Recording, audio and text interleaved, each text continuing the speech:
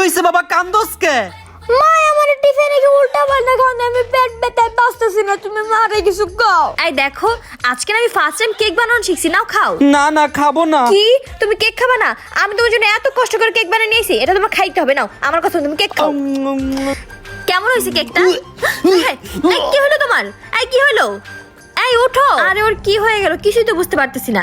আমি এক কাজ করি, বাসায় বসে না থেকে ডাক্তার ডেকে নিয়ে আসি। আসেন ডাক্তার। আরে আমার আসেন। কথা তো ওই যে শুনেন। আমার হাজবেন্ড। আরে আমার কথা তো শুনবেন। তাড়াতাড়ি চলে। এই যে আমার জামাই, তাড়াতাড়ি চিকিৎসা করে। আরে আমার কথা তো শুনবেন। আরে কোনো কথা শোনা লাগবে না, আমি জানি আপনি ভালো একজন ডাক্তার, তাড়াতাড়ি চিকিৎসা শুরু করেন। ডাক্তার সবকিছু কি ঠিক আছে? হ্যাঁ, হার্টবিট তো ঠিকই আছে। তাহলে একটা সুই মারে দেন, তাইলে ঠিক হয়ে যাবে। সুই মারেন। আরে ডাক্তার, আপনি আমার জামাইয়ের সাথে কি করলেন? ছাগলের মতো চিল্লাইতেছে কেন? আমি তো তখন থেকে এটাই বলতেছি, আমি মানুষের ডক্টর না, আমি পশু পাখি ডক্টর।